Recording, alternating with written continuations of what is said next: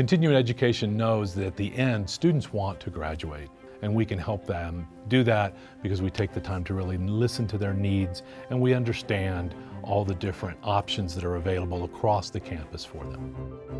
We don't take a cookie cutter approach. We realize each student comes with their own story. So whether it's a part-time student looking to complete a degree program or someone just looking for online courses, we're there to connect them to the resources of the university.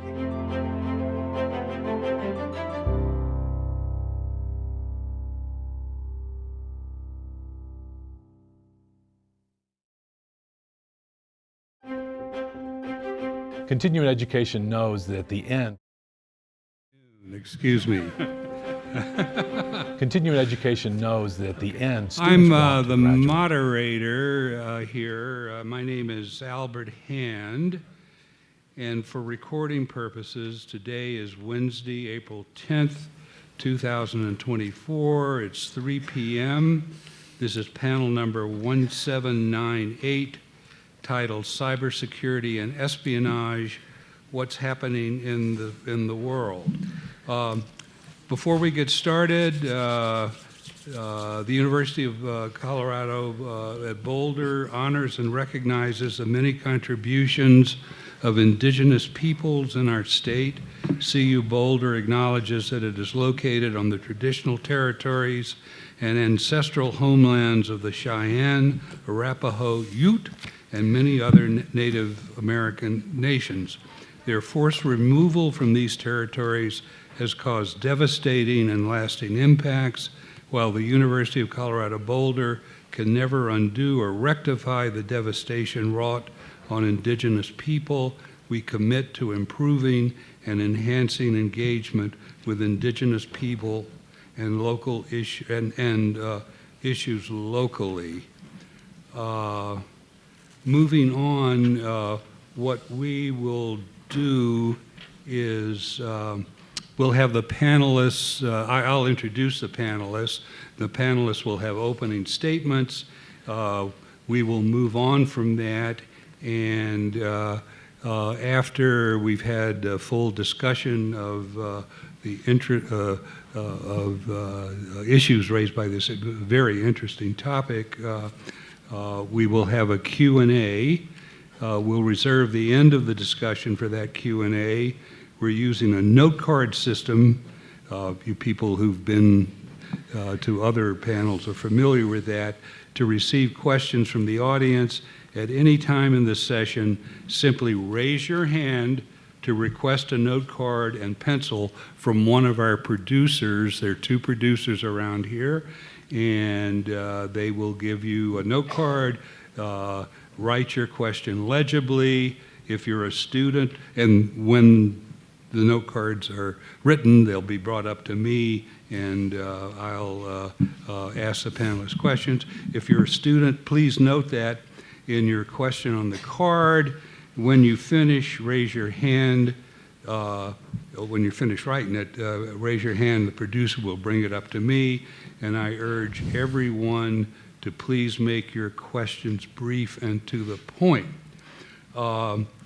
Before I introduce the panelists, I just want to say that I did a little research on my own on this very interesting topic, cybersecurity, that's keeping your computer safe.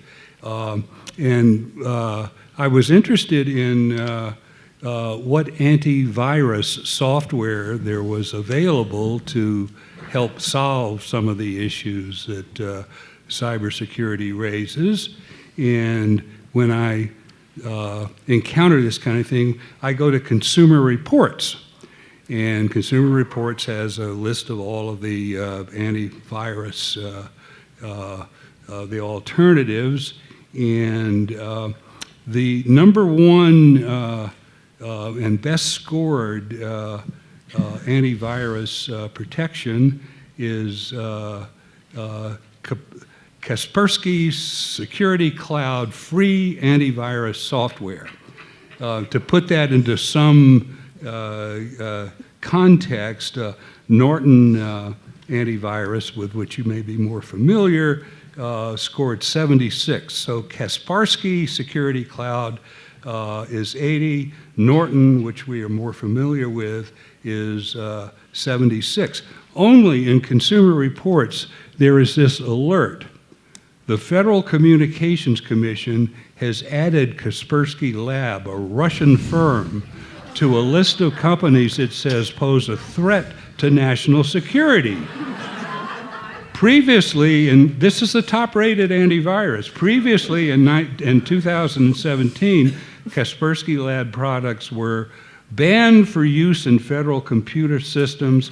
In addition, a number of independent security experts have expressed concern about the company. Consumer Reports has not independently tested Kaspersky Security Cloud Free for its vulnerability to exploitation by the Russian government.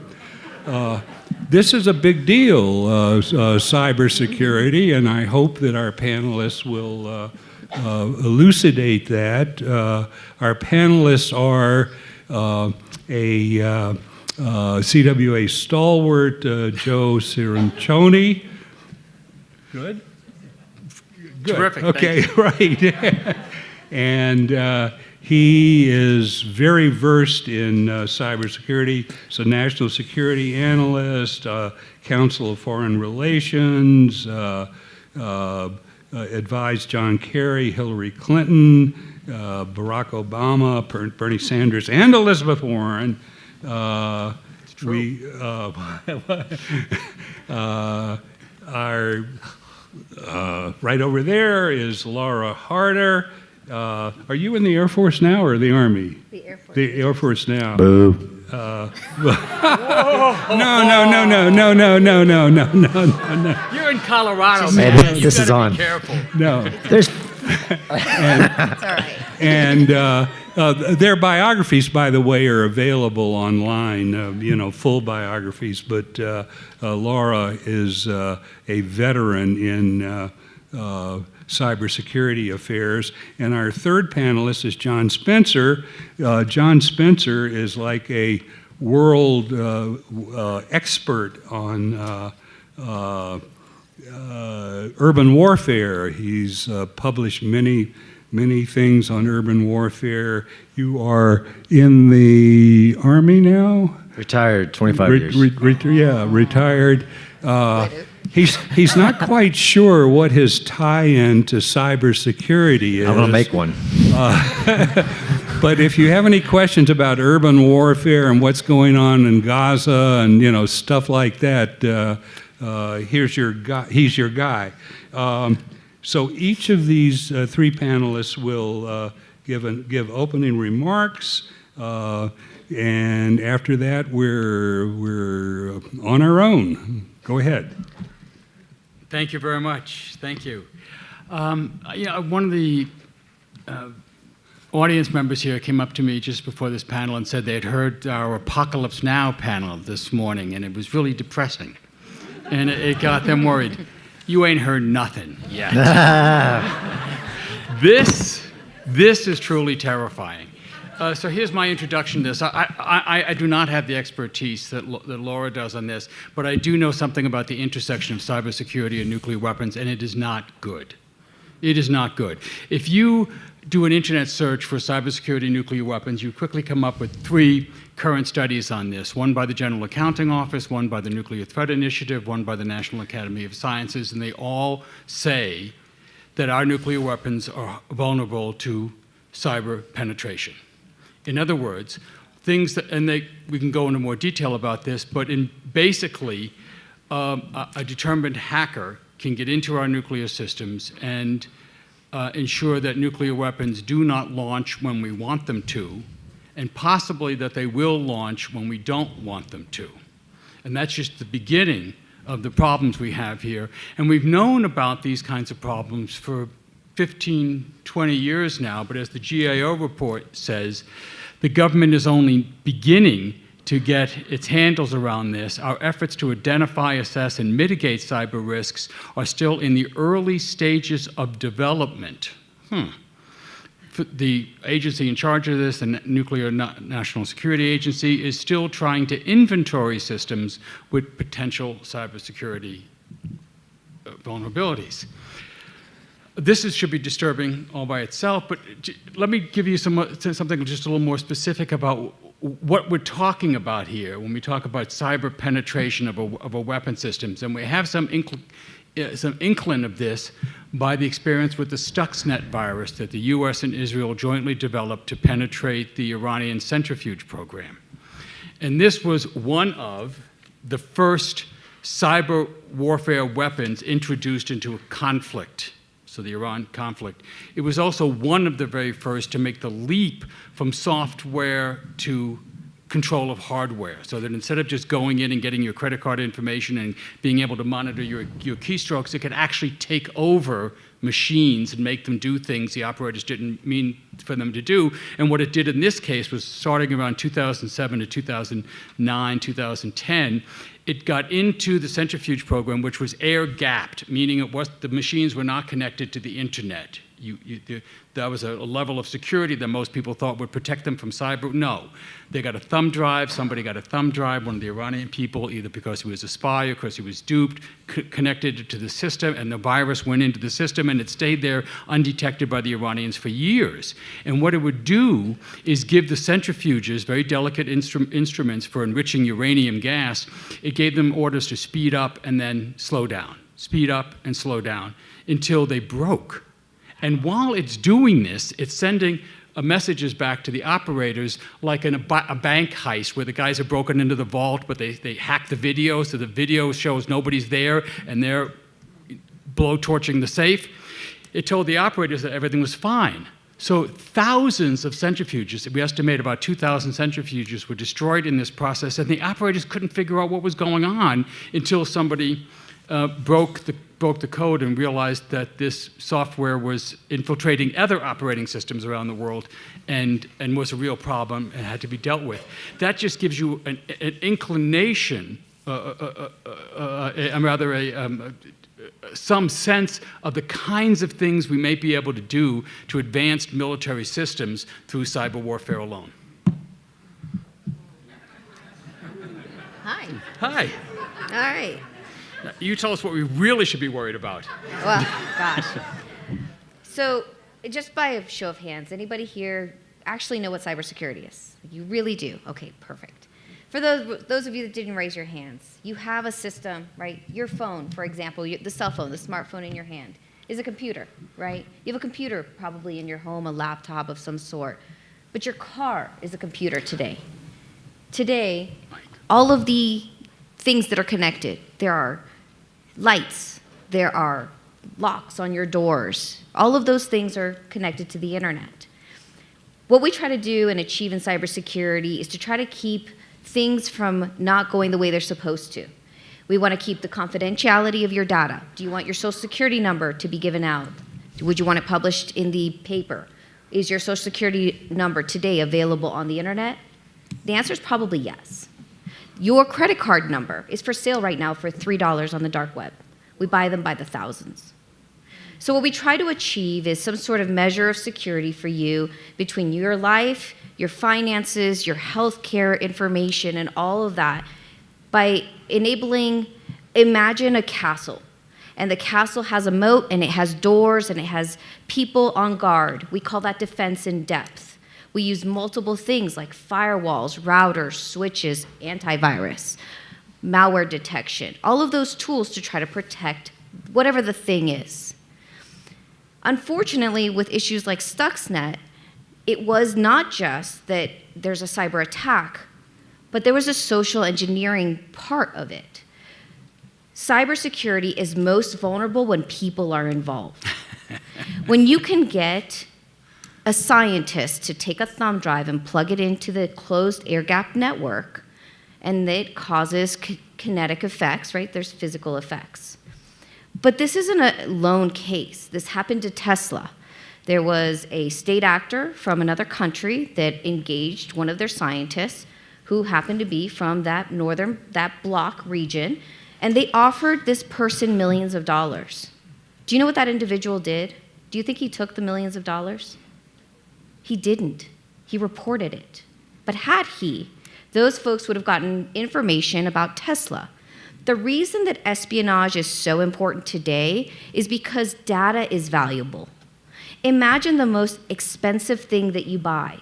Today, the most expensive thing all of you buy is an F-35. I don't know that you know that, but you do. All of you pay for it. Today, in China, there is a very similar looking airplane to the F-35 and the F-22 and the F-16. Espionage is stealing information for some sort of use. We know today that China has tried to steal information about our vaccines for COVID-19. They've stolen missile information, Prada bags, Gucci bags, everything that you can imagine. And espionage really encompasses that whole piece of it. So what we're trying to achieve in our everyday lives is to try to protect you and to protect the data and the things that you purchase. Over to me? Over to you. Over to you. All right, so I was told I could take creative liberty on all of it. So I'm the war guy. I'm the war in cities. And I could talk to you about smart cities and Internet of Things and how there's more sensors in cities than anywhere else.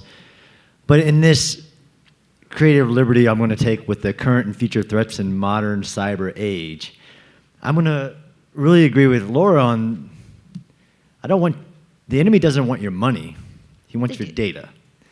And the real enemies want your minds. So Russia used to call it active measures before the cyber age, where I can convince a population to go against its government, where I can make an entire population not trust any institution, where they fear everything, where they mobilize in against their government where the governments cannot act. That's a threat. And they need not your data on what's your birthday, what's your social security number. I need to know what you follow, where you go, the things you see, the people you listen to. That's the age we're in now. Where I can talk to you about Ukraine, I can talk to you about Israel and Gaza, but you already believe certain things. And I could provide you with information based on the ground, but there has been a cyber attack on you to convince you of information. And I think that's dangerous. I mean, even if you talk TikTok and why the US government is so against China's access to the information in our youth, it's for that reason. It's unfiltered access to what no nation of the world has ever had, which is access to minds, everybody's minds. And in military theory on top strategy at West Point, all nation states and all wars are a Venn diagram between the politicians, the militaries fighting the war, and their populations. So, although there's never been a guy named Sun Tzu would have a lot of things to say about the cyber age. That I can defeat you without fighting. I can defeat your strategy. That's the age we're in. That's the data that is hackable. That's the data. Man, I can talk to you about the fears of artificial intelligence and all of that, but I think, especially the world I'm currently living in, is when everybody doesn't trust anybody, doesn't trust where they get their information, and how other people can gain from that. I sat in a panel that I created where I work at West Point, where we brought in the DNI, former DNI Clapper, because everybody was upset about Russia interfering with our elections. And he, as the head of espionage, said, if somebody would have came to me with a plan to influence Russia's elections, I would have done that every day. That's called espionage. But now we have unaccess even to what we didn't have when Russia did try to sway our elections. Now is that the data is out there, the capabilities out there, and the risks are out there. Hope that was enough of a spin. I love that you talked about influence campaigns. 2019 or 2016 election, 2020 election cycles. One of the important things that we saw between 2016 and 2019 was that social media companies, pick one, right? Any Facebook, Twitter, Instagram, whichever one, right? Hundreds of thousands of accounts were deleted because they found that they were not attributed to people. So imagine going to an office every day, and every day what you're doing is you're creating memes. Everybody familiar with what memes are? They're pictures with words. Sometimes they're funny. Okay. So memes are pictures, and on them, they relay some sort of message, right? They're usually funny. They're very youth-oriented. So there were meme farms, and these meme farms did two things.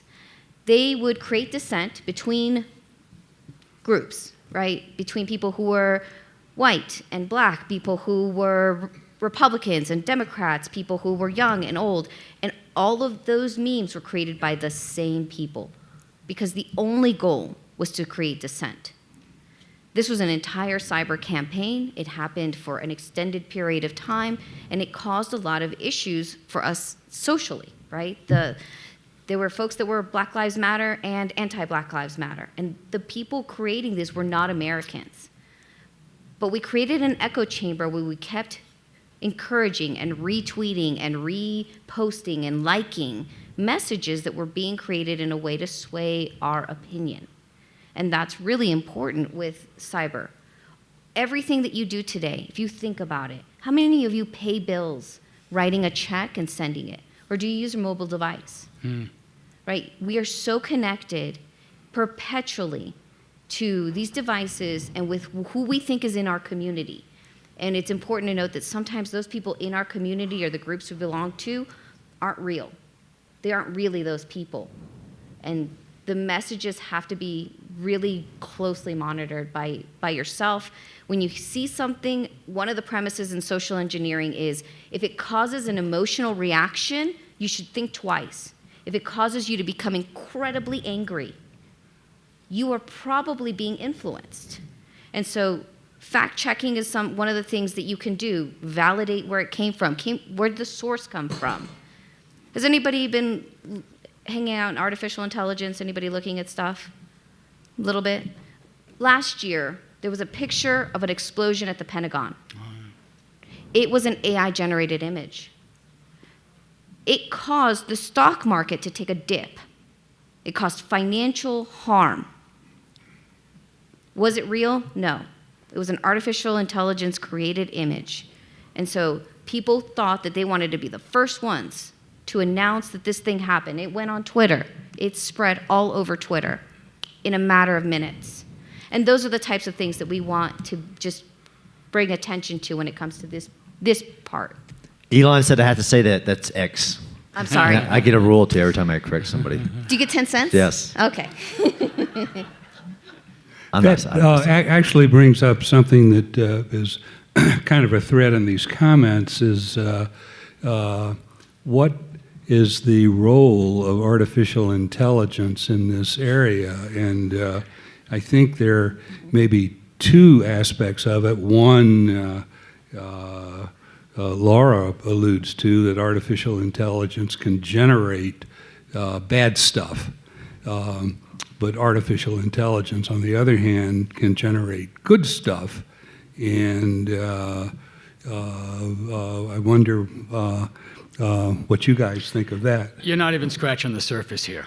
Artificial intelligence and nuclear weapons are two concepts that I never want to see married. But there are serious proposals to do exactly that. And they come from a very understandable place. New technologies are being introduced that make weapons that can attack us faster, harder to see, coming from more platforms.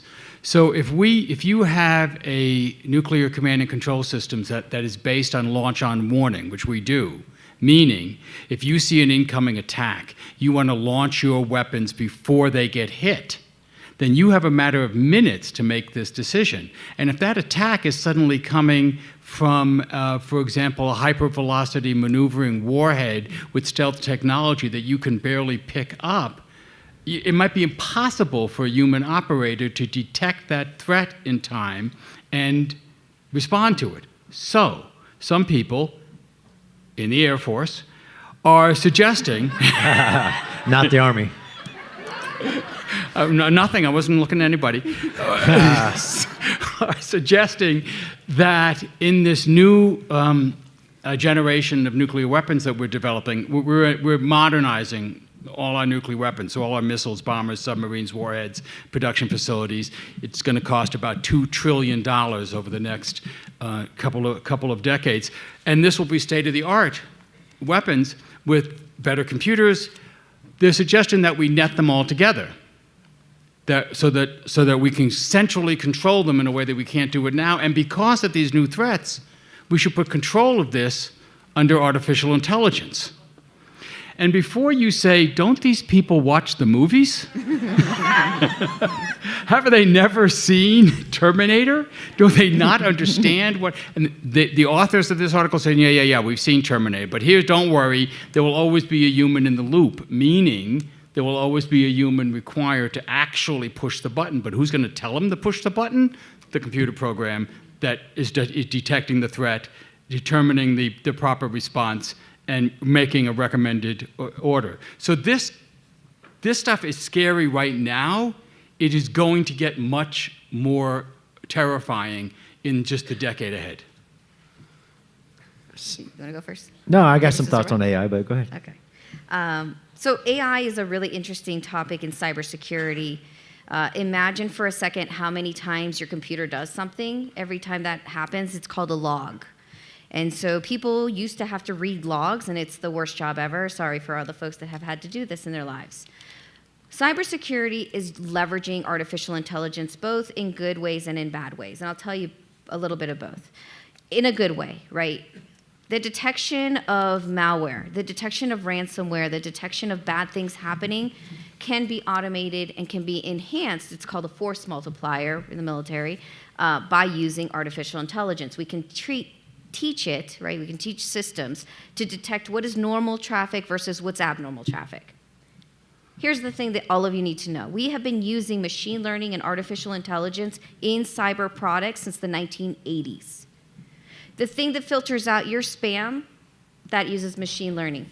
Artificial intelligence has been used for years. Like, this is not a new thing. We've been using it to identify behavior that's anomalous. If you happen to work in a tech company and you suddenly email yourself a 5 gigabyte file, our systems are scanning to see what it is, because sometimes we have something called insider threats. And it's somebody who works for a company and they're stealing something and they're selling it to somebody else. And that's awful. On the other side, bad guys are using artificial intelligence. Last year, Freedom GPT came out. Freedom GPT is a LLM, a large language model, and it uses technology to be able to do lots of things. But what it achieved was one threat group created a variant called Black Mamba. It is the first truly polymorphic worm that has ever existed, which means it can change itself uniquely because it uses artificial intelligence. Your antivirus will never be able to find this. It will always change. So we know that threat actors are not only creating better malware, they're creating better email campaigns to target people for financial scams. We know that they're using it to create better code, because these tools can be used to essentially say, hey, look at my code and make it better. Look at my code, but target this particular software. And it will give you suggestions on how to make things better. Can we use this as good? Yes. Can we use it as bad? Absolutely. But here's the thing, threats don't just come from nebulous theys. In 2020, North Korea breached South Korea's submarine builders. Daewoo is one of the sub-builders. This wasn't the first time, this was the third time. They attacked him in 2014, 2016, and 2020. The technology that they were trying to get is for nuclear-powered subs, a technology that they are just not privy to. So the cyber attacks and the espionage piece of it really continue to come together, because they're breaching one another, and really through ways that are very unsophisticated. And unfortunately, most of the time, it's through humans. Yeah, so again, I'm the war guy. So in artificial intelligence, I also told you this is a war against information, a war against your mind. Is we fear what we don't understand, and we fear what we can't control. Although, to quote a mentor of mine, sometimes people are like the national leaders that are advised, like, what keeps you up at night? And the answer is nothing. I keep my enemies up at night. But artificial intelligence scares some very super empowered individuals like Elon Musk, because there's no rules on it right now, and anybody could be developing it. And if you think that you only have good intentions, we're okay with artificial intelligence in war for defensive purposes. And if you've read anything about accusations against Israel that they were using them for offensive purposes, despite the source of that information. Yes. We fear it because we don't understand it. There are some realistic fears of it, like stuff that she knows about that I don't want to know about. But I also I agree that it, if not controlled, rules-based, and this is what Elon pushes because he's a fan of ancient military sci-fi, try to put rules on robots, like a robot can't hurt a human. He believes that we strongly need, as a globe, rules on artificial intelligence because there is a possibility where really bad things could happen. I don't think we're there yet, but a lot of people are scared. Oh, yeah. No, can I just make a quick comment? We're piling Sure. up the questions. I don't want to. Yeah, no. The artificial intelligence, what John just referred to, is an article published in 972 magazine just last week. And The Guardian. And the CNN, Guardian picked it up and then picked it because up. they don't Do know you where to go. doubt the I 100% doubt the information. Oh, really? I doubt it from basically, if you read the article, anybody who served in the military knows that those sources are privates. So the journalist actually says, I can't tell you my sources, right? This is journalism. He actually says, but these are people who just joined the military, are dissuaded with their mission. And when pushed on who their sources were, he wouldn't say the level. So it's not like a senior level. Another reason I question the report, one is the explanation of how it's used just doesn't make military sense. Even the assessment of the system collates the target, then they decide, the system also decides how many civilians could die. It's not the way it works.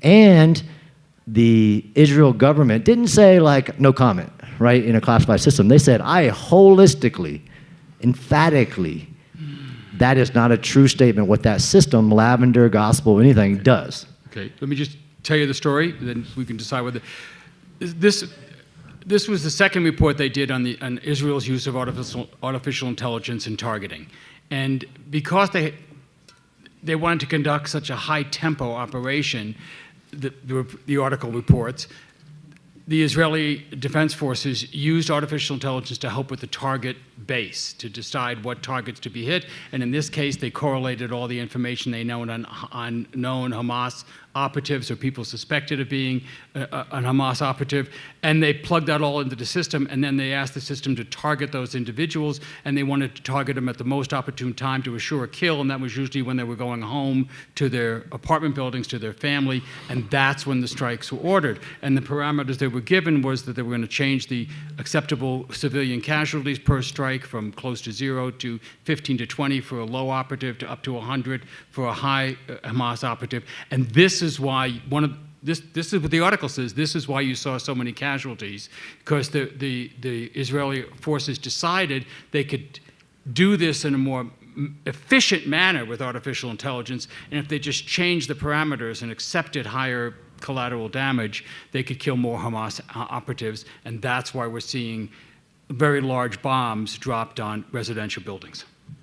So, based on my study, there's so much of that story that can't be true. Just one is intermixed in between an intelligence collection system and a targeting system. They're separate in the process. There's a human in that loop. Now, the authors of this actually said, I felt like a rubber stamp. I was a human in the loop, but I felt like a human stamp. Yeah. Again, the wording's off, and I'm telling you as a military professional that do the investigation. If that was true, if anything in that article was true, that a system was making a proportionality assessment like that. So basically the system is saying, hey, we're going to take all this all-source intelligence on a single individual that we've gathered from multiple systems, which all countries do, whether it's in analyzing full-motion videos that we collect or anything. You collate a knowledge management system on a single individual or group or whatever network analysis, but then to make the proposition that the target actually makes a decision on the value, right? The way military proportionality works is that you have a military target, and if a system helps you determine a member of an organization or something like that, then a human assigns the advantage or the value of that target, and then the proportionality, how much force is it going to take to hit it. The reason that so many big bombs have been dropped in Gaza is because the targets are underground. So this is the analysis of a 2,000-pound bomb. Why would you drop a 2,000-pound bomb? Why can't you drop a 500-pound bomb? There's been more 2,000-pound bombs dropped in Gaza than any war in the last 30 years. That's a great data point. It's the fact that no military has spotted a combatant embedded in tunnels 15 to 300 feet underground, where a 500-pound bomb will only go about 100 meters underground, if that. So there's so much of that story that I would want more sourcing. And nobody covered the IDF's or Israel's immediate response. Like, that system you're talking about is an information management system. It is not a targeting system. And nobody assigns a rote number. That would be a violation of war. If you said, if you're a battalion commander in an enemy army, that means I can accept 10 civilians for your death. That's not the way it works. And the soldier who said that was, or was led to that, needs another class. So I strongly believe, based on my data, that there's so much to that story that wouldn't pass investigation. Okay, I'm conflating questions, so I'm not, quote unquote. So don't get upset if you're, because I will get to the gist. A thread that comes through the questions is this is all very scary. What can we do? And kind of as a subset to that, I would ask each of you has a computer. Do you have antivirus software on your computer? And if so, what kind? What would you recommend me to do when I go home on my computer? 1, 2, 3. I'll give a quick answer, and you Yeah. tell me what the answer should be. Yeah. Yes, of course I have antivirus software. I mean, anybody, if you do this kind of work that I do, you're going to make enemies, and I want to be protected. And in addition to all the normal people that are out there just trying to get, my social security number. So yeah, I do. Do I have any confidence in that software? No. Not really. I mean, if somebody wants to hack my computer, they're going to hack my computer, and there's not a damn thing I can do about it. In one of the studies I cited, this National Academy of Sciences study, Herbert Lin from Stanford University talks about a stress test that the military did on their systems, what they call red team. So people went in to try to hack, and in every instance, the hackers could get into a DoD system within hours and could have control of that system within a day. And to prove that they had control, one of the things they did was to set a pop-up message to the operator's screen telling them they had to insert 2 more quarters to continue operating the system. But that it's a frivolous example, but it makes you think, look, if they can do that to a DoD system, my computer is, easy. Not physical access, no. Computer access. Okay, so if you guys want to write this down, I'm going to give you a few things. Okay. Number 1, just looking at the audience. Freeze your credit. Freeze it in all 3 bureaus. Freeze your credit report. It is free. Okay? Nobody can take out a loan in your name. If you freeze your credit report, you have to unfreeze it. Is it a little bit problematic? No, it's really simple, I promise. Number 2, get a password manager. Okay, it's going to cost you maybe like a few bucks. There are free ones out there. The problem with the free ones is they've been breached, and that's problematic. Okay, a password manager works this way. It is a filing system. Okay, imagine like a filing system that you put passwords in, right? It's automated for the most part. You go to a website, it'll say, hey, what's your password? You type it in. Have a unique password for every single account, okay?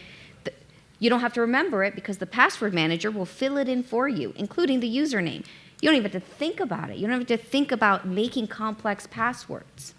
If you're saving passwords on your computer, if they are less than 17 characters, a threat actor can dump your password file, use an algorithm, and unencrypt your passwords.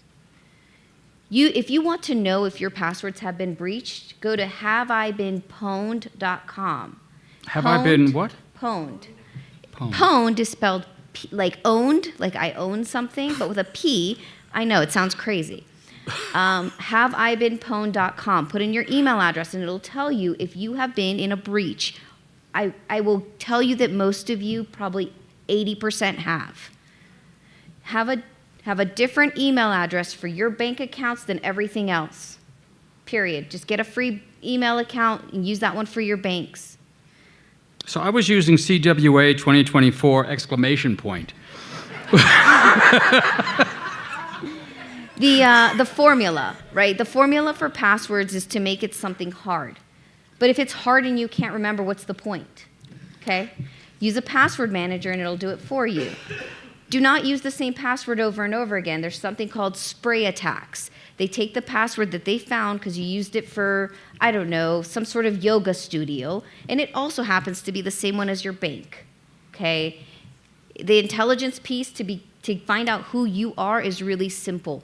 It costs $7 on average for me to find out who you are, who your spouse is, who your kids are, how old they are, where all of you live. Where you bank is really simple. It's not a hard problem. Antivirus. Whatever it is, it doesn't matter. Anything's better than nothing. But here's the thing. Don't get Kaspersky, please. Please don't get Kaspersky for many reasons, but whatever. Kaspersky, that was the one he mentioned at the beginning. Here's the thing. She wasn't pointing at me. Know what your antivirus is.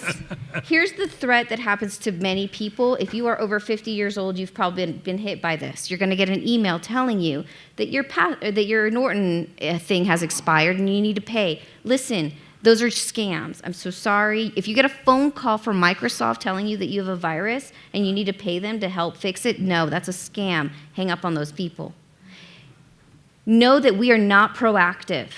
No one is ever going to call you and tell you that somebody is in your system that just is a scam, unfortunately. And it is run by one of many call centers, but most of them are in India. Go to YouTube. There are YouTube videos of guys scamming those scammers. They're fantastic to listen to. But you're going to hear yourself and your friends and your parents, you're going to hear them. My mother-in-law in my home got a phone call from Microsoft, and she was going to pay them.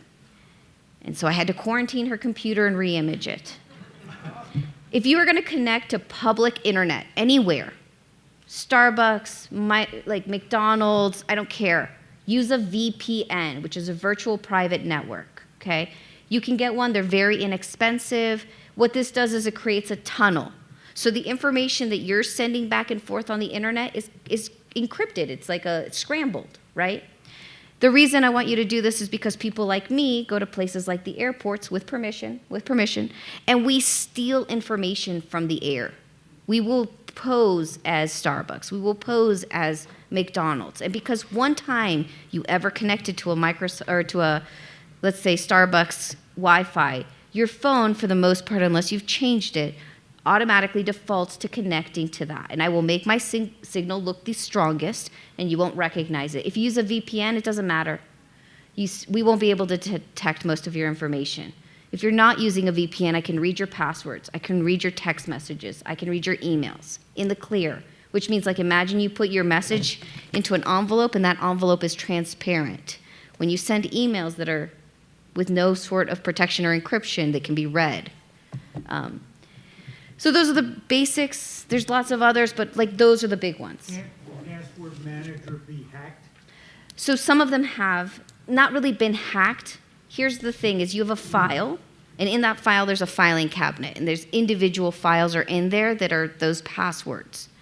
What they use is 2048-bit encryption, which is 2000, right? It's very hard to break. Does it mean it's impossible? No. With quantum computing, which I don't know if anybody went to the quantum panels, the way that quantum computing is going to change this is it takes all the algorithms we've ever used to make things encrypted and is going to be able to break them much faster. Today, they can't be broken, but with quantum computing, we propose it will be. So there's all these troves of data everywhere that have been stolen from the internet, and we think that once quantum computing becomes mature, they'll use that to decrypt the data. Today, I would just highly recommend that you use it. Listen, if you're using the Denver Broncos are the best exclamation point, like that's a really easy guess. Do you know what the most commonly used password is today? 2024? What is it? Password. Password, yes, thank you. It is still password.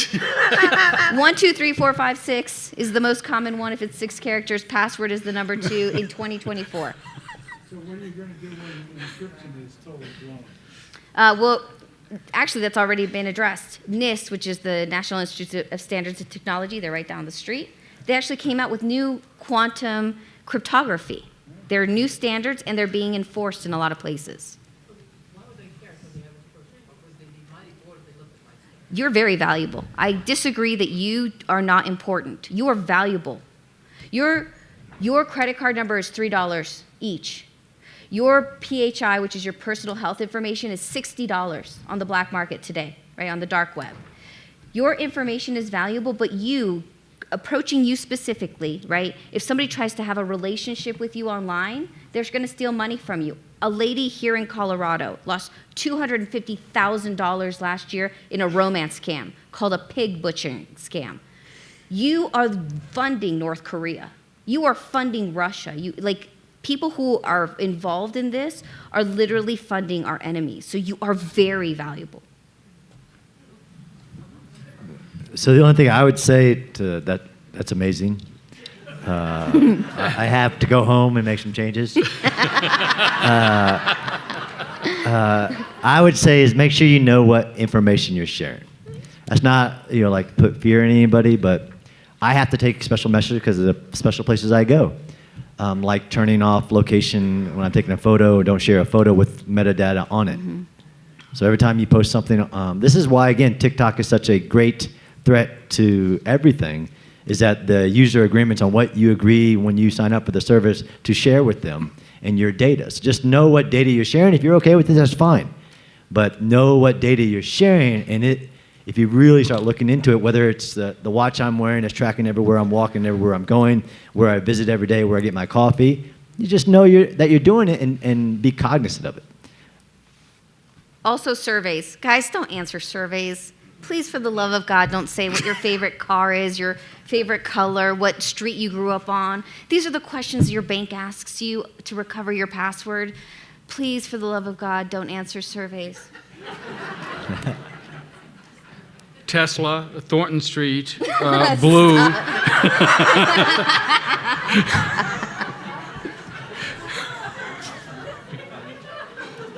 I'm just an easy mark. We're going to talk later. We're going to talk later. There's a question for you, Laura, from a student. I don't know whether you can answer it or not. Do you collaborate with the FBI regarding cybersecurity? And if so, what kind of work does that entail? Can you answer that? So here's what I can say. A lot of the agencies collaborate with each other. Imagine that you're at war, right? You're kinetic war, and you're going into, your city. You can physically see your left and your right. You can see if somebody else is there. If the CIA is there, you probably know that there's a dude there, right? You may not know his exact name. It's really challenging in cyber because you can't see.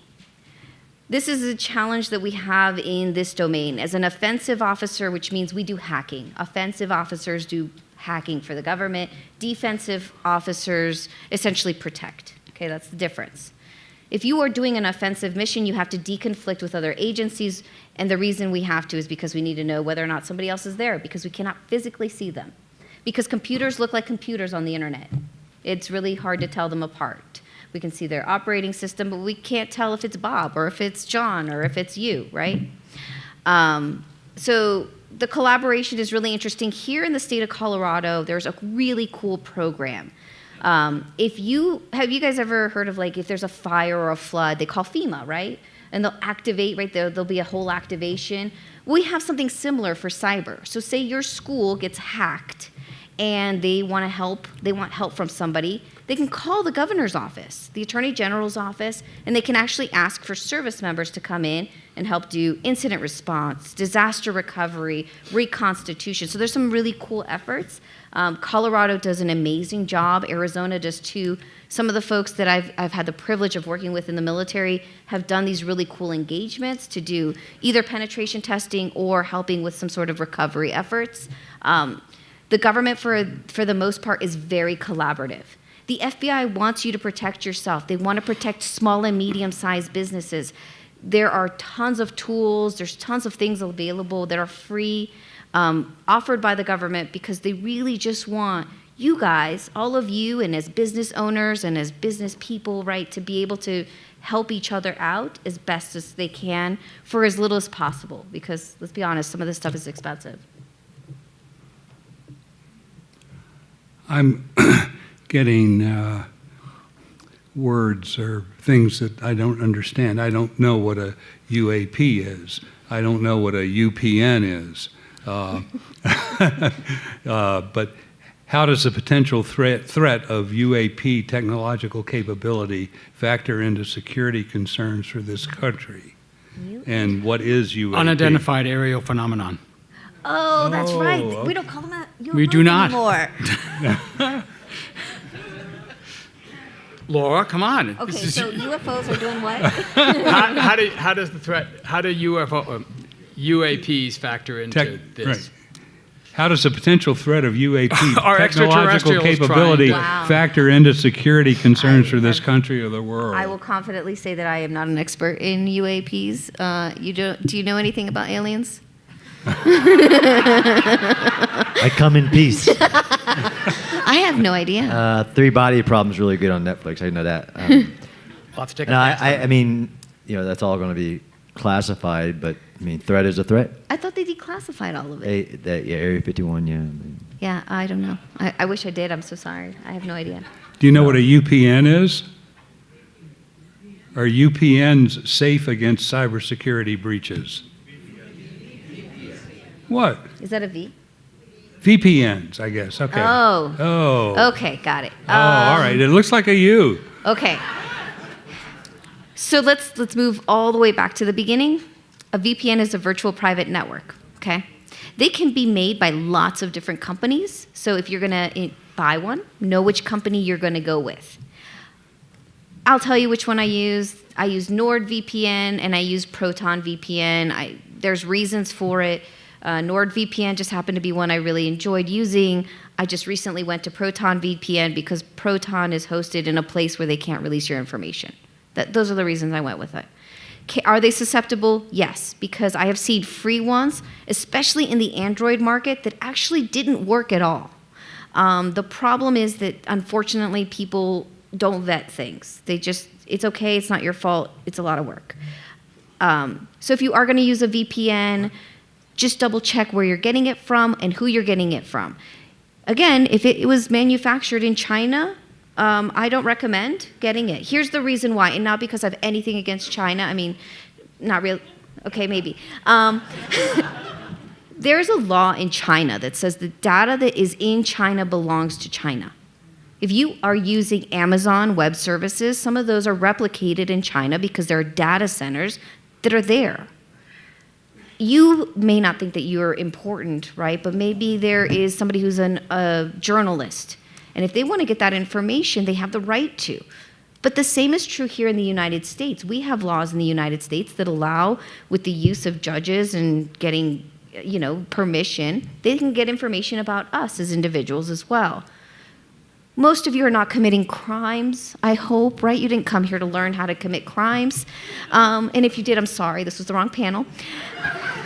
But the fact is that for most Americans, this isn't a consideration. So knowing where it comes from is important, because if your data is not protected in any way, shape, or form, then what's the point of using it? The whole point you use a VPN is to protect yourself, right? So I would just recommend that you buy it, whatever you're going to get, whatever VPN service you're going to get, just make sure you validate where it came from. Nothing is 100%. This is kind of like a sex ed conversation, right? You can't be off the internet, let's be honest with each other. There's no abstinence from the internet, I'm sorry. But just try. Why the Chinese use VPN Wait, outside of we should. Sorry. Why doesn't Chinese use VPN outside? Why don't the Chinese use VPN in Texas, for example, Why don't the Chinese use VPN in Texas? in order to protect themselves? They do. I mean, when threat actors, here's the great thing. So pretend that you're a threat actor and we're going to be in Iran, for example. When they're launching attacks, they're not doing it from Iran. They're using something called a Tor router, and they're pretending to be somewhere else. And they do use VPNs to obfuscate their identities. Otherwise, we would know which threat actor group it was. Did anybody hear about the Microsoft breach recently? Microsoft had a threat actor, they call them something Blizzard. Midnight Blizzard. Midnight Blizzard is also called Cozy Bear, which is APT, I think, 39. Anyway, this is a group. They've got lots of names, same people. The reason we These don't are the know, Russians? Yeah, these Cozy are the Bear? Russians. Cozy, yeah. Anything with a bear from crowd. Anyway, they like using animals, right? Anything from China's a panda something, anything, it's fine. Moving on. There's a threat actor group. They attacked Microsoft, but they did it a long time ago. And what happened is they were in there for a year. They can detect that it probably happened in November, but they didn't really know until like last month. And the problem is that these groups, they are full-time jobs. Like they clock in, they have a cubicle, they have friends, right? They do software development together. We're not friends? What? I'm not their friend. But this is their job. They have mission sets and they do it very much that way. So they are trying to pretend to be others. This is just like, it's not that they're not using it, they absolutely are. And that's why we can't figure out who they are most of the time. We seem to have a blizzard of questions here. Maybe we could Well, zip through them. the questions are conflated because this one is the same as that one, and there are a lot of cards. But here are two, I think, more or practical questions. Is PayPal safe to use? I use it. I do. Here's the thing, though. Is your credit card safe? Yeah. No, it's not. I mean, is it safe? I use it personally. I will tell you, this is just my 2 cents. I don't speak for the brand or the company or anything. All it is a company that allows you to move money from one place to another. That's its main thing. Yeah. I use Venmo myself, but it doesn't protect me from buying more wine than I could possibly drink. Right. And here's a current question too: is TikTok a national security threat? Yes, absolutely. Yeah. Why? Why is TikTok a national Why is security? TikTok It gives access to China to the one thing that we should value, is our minds and the minds of our children. Let me ask you a question. Sorry, I'm not disagreeing with you. Yeah. No, go ahead. How is it any different from Instagram, Facebook, and every other social media company? A U.S.-based system that has certain federal regulations it has to follow on what it does with the data it collects. Oh, I can't wait. Go ahead. Here we go.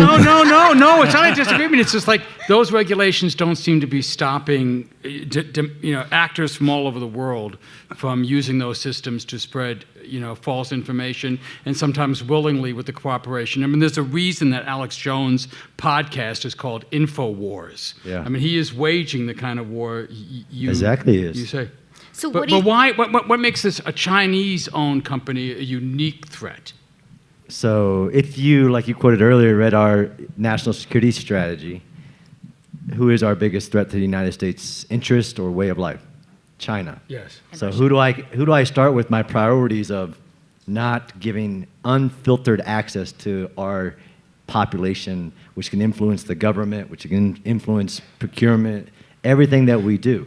So it's like, which wolf do you want to address first?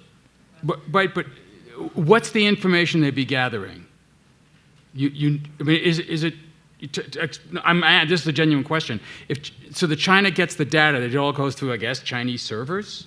So I'm not read into classified programs, but if you just extrapolate what we already know is happening, which is if I can get access to the way you think, the algorithm can feed you information, I can then surge resources to address those campaigns. So if I want to influence your election, I need data on how to do that.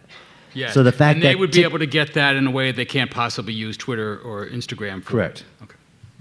I could see that. Well, I she disagrees. I disagree only because information campaigns, disinformation, misinformation campaigns can be launched in any platform. Like there are actors that are sitting on X. Look, I used it right. On Instagram. Thank you. Right? So they're still capable of getting a lot of that information. The Cambridge Analytica, right? They were able to get information about political affiliations from everyone who was on Facebook, right? Facebook and Instagram, I think, because they're both Meta companies. So like, not saying that you're wrong, just asking like, how is it different from what is already readily available inside the United States? Yeah. And in my world of academic debates, we just say, and when I totally disagree with you, we just say yes and. Yes, and. So I would say, is Cambridge Analytica able to do what it was able to do in 2016? Is it today Yes. able to do? I mean, they didn't really get in trouble. So Is the unfiltered access that they had at the moment when they conducted that campaign possible today? I think yes. Huh? I think that for the right amount, any researcher could get the information that they're asking for, because there's no guardrails. If you read, and how many here read your terms and conditions of the social media thing? That it's 17 pages, right? I'm not exaggerating. It is really long, and they change the terms and conditions, and they'll notify you. I have read the terms and conditions on a lot of these social media sites. Every time you download an app on your phone, it's going to ask you what permissions do you want to give it. Who here actually looks at those? Do you uncheck them when you're thinking? Do you not install it when you think it's too much? I just downloaded British Airways' app yesterday. I'm going on a trip. Ways. It wants to know the contacts. It wants to know my location. It wants to know all sorts of information about me. And do I want to make that? Do I want to make that choice? And we make that choice every single day. And if you have TikTok on your phone, I am not disparaging anyone here who's using any social media. Do you know what they're collecting on you? Here's what they're collecting on you. They are locating your location services for the most part, even if they're turned off. The Washington Post did an analysis a few years ago where they took an Android phone and they drove it around Washington, D.C., turned off. Turned off. And then they plugged it into a man-in-the-middle machine, and it was able to detect every single location that device had been at. It was off. If you do not think that information is being gathered on you, then I am really sorry to say that it is. It knows your contacts, your IP address, which is your physical, like the address that you have on the internet, right? It knows information about how old you are. It knows your shopping habits. Your bank today knows your shopping habits. And sometimes you'll get a text message and it'll say, hey, we had this suspicious purchase. It was in a place that you're not normally at. Is this you? Right? You guys have gotten that. That's using artificial intelligence, by the way. That detection system is AI driven. So, great. TikTok is one of those, of the many that are aggregating information on you, and it is being resold. So you are super valuable in that way. Install it, don't install it, but make that informed decision. And the only way you'll know that is if you read your terms and conditions. Does China know, like, a persona? Yes. Absolutely. I think we should know. I think we should determine what information is being fed to them, what information they're giving to their government, because that is the real risk. It's not that China has it. It's that a company in China has it, and the government can say, give us all your information. And I agree. I absolutely agree that there are risks there. You have those risks in the United States, too. But can the U.S. government do anything about those risks that are in the United States? Yes, but we're not going to get into some of the legalities of laws that came out after 9/11. Yes. I have a question. Whenever two-step authentication is offered to you, should you choose it? Yes. Yes. Always. Always. Here's the thing. You're still people. All of you are people. Sometimes you make mistakes. Here's what happened. There's a multi-factor authentication company called Okta. This happened last year. And one of their admins kept getting this thing about approving multi-factor authentication. He kept getting the text messages. And it was 7 o'clock at night. He hit yes. Somebody else got access into his admin account because he just was tired. It was 7 o'clock at night. He kept getting these text messages. Right? This is a very isolated case, but can it be circumvented? Unfortunately, there are very few instances, but yes, it has happened. There are very few instances, but many times a lot of things happen. But yes, especially with your bank, anything that involves money, two-factor authentication. Okay. Final question is, Is there anything that you would recommend for reading or resources to learn more about this very interesting and important subject? Let me start. Sure. 0 Days, which is a wonderful film by Alex Gibney, gives you the story of Stuxnet. And it teaches you more about this threat than you thought you could learn. And it's a great way to get smart about this very quickly. And that would be the number one thing I would recommend. Number two, as a closing comment, let me just say that this panel has turned out to be much more terrifying than I thought it was going to be. And it's not for the reasons I thought it was going to be. Laura Harder is one of the most frightening people I've ever met.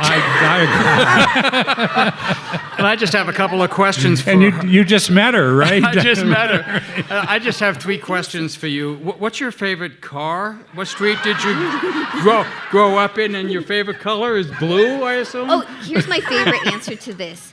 Every time I answer that question anywhere in a bank, I have a different answer.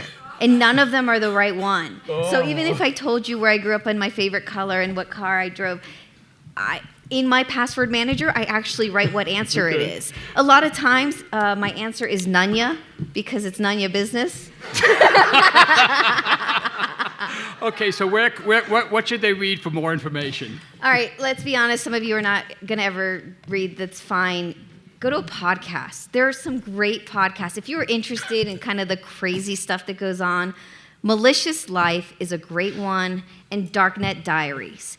They're going to tell you some great stories. They cover Stuxnet in a really interesting way. If you do go to Malicious Life or Darknet Diaries, look up the Bangladeshi bank heist. This is such a cool story about how North Korea stole millions of dollars from a bank in India. It is incredibly interesting. They hacked into printers and systems, and they used social engineering. They used the time of year. Super cool. They would have gotten away with a lot more money if they hadn't made a spelling error. They would have gotten away with $1 billion. So that's my recommendation. If you do want to crack open a book, there's lots of them. Into the Sandworm is one of my favorites. But if you want to learn about how to protect yourself, honestly, just look up 10 ways to protect myself online.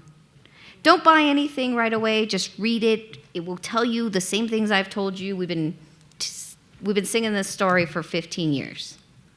I won't be the guy that recommends my own podcast or book. It's out there.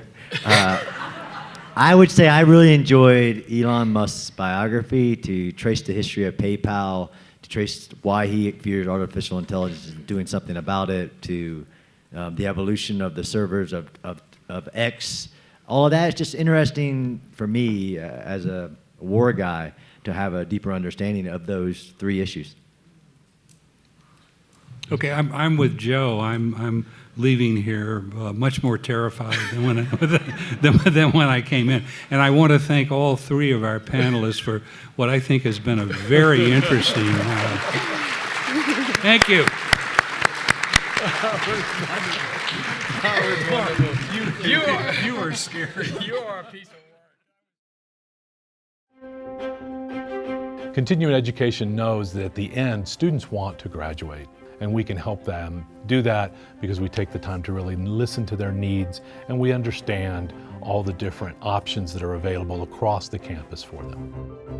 We don't take a cookie cutter approach. We realize each student comes with their own story. So whether it's a part-time student looking to complete a degree program or someone just looking for online courses, we're there to connect them to the resources of the university.